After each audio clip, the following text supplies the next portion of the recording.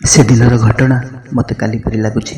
मु भाबुथिली सेही रास्ता जीवा पई मो पई ठीक हेबो, किंतु सेही रास्ता जीवा अर्थ निज मृत्यु को निमंत्रण करिबा। किंतु सेही रास्ता मो पई संपूर्ण नुआ थिला, कारण मु सेही अंचलर बासिंदा नुहे। सेदिन सेही रास्ता जीवा पई मु निर्णय नेइथिली। सेही रास्ता अत्यंत सुंदर रास्ता थिला, किंतु एही कथा भाबी आश्चर्य हेउथिली सेही रास्ता रे केही जाउ नाहंती काहेकि। मोर सेही बाट देई मो रूम को जिबार थिला, तेणु मु मोर कार स्टार्ट कली, सेही बाट देई चलिली। मोर गाड़ी किछि बाट जाइथिला, हठात बंद होइगला। सेही समय रे वर्षा आरंभ होई जाइथिला।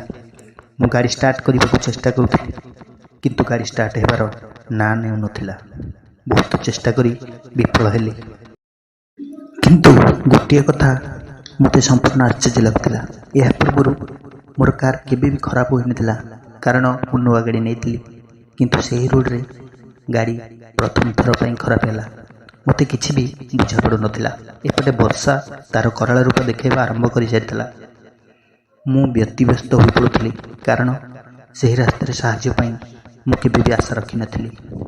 वर्षा कारणरू गाड़ीर डोर बंद करी गाड़ी भितर रहिबा उचित मन कली।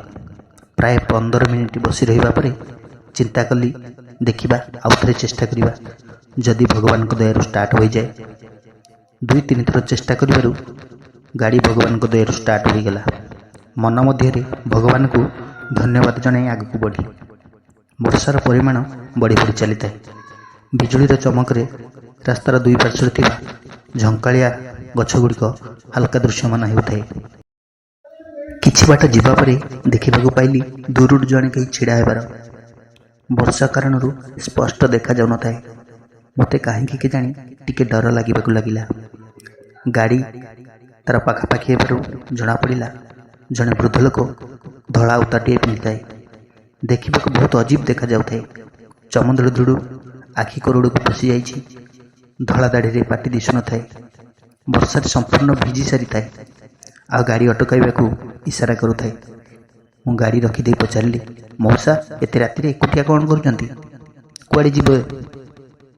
बुढ़ा उत्तर देला, पु मते टिके एई आगरे नहीं छाड़देबु। मु बुढ़ार एपरी अवस्था देखी मना करि पारिली नहीं। मु कहली, हेउ ठीक अछि मौसा बसी जांतु। हेले पुआ मु तो संपूर्ण ओदा होई सारिछि। मु जदि बसे तो सीट ओदा होई जीवो। ना ना मौसा किछि कथा नहीं, आपण बसी जांतु। तापरे मु गाड़ी चलाइबा आरंभ कली। किछि बाट जाइछि मु मोर आग मिरर को देखिली। सेथिरे बुढ़ा मुह आहुरी अजीब देखा जाउथिला, जेमिति तार डोळा नहीं। मु पछकु बुली देखिला बेलकू सब किछि सामान्य थिला। 5 मिनिट पर बुढ़ा कहला, पुओ एठी गाड़ी रखिदे। मु ब्रेक कली। ए कौन, एठी तो कौन घर नहीं, केउ आड़े जीवे? ना पुओ मते तू एठी रखिदे, मु चली जीवी। अरे मौसा टिके नहले रही जाओ, वर्षा टिके छाड़ी जाऊ। अरे एतिकी कही देखी पछकु बुली देखिला बेलकू बुढ़ा को देखा पाइली नहीं। से कौन आड़े गायब हो सारी। मते डर लगिला। मु गाड़ी स्टार्ट करी स्पीड बढ़ाई धाइबाकू लगिली। किछि बाट जिबा परे मेन रोड आसीगला। एही घटना विषय सेठार लोकंकु पचारिबारु सेमाने कहले से गोटे आत्मा। अवश्य से काहाकू क्षति करिनी, किंतु डराई थाए। तेबे दर्शक बंधु, आमर कहानी किपरि लागिला निश्चय कमेंट माध्यम रे जणातु।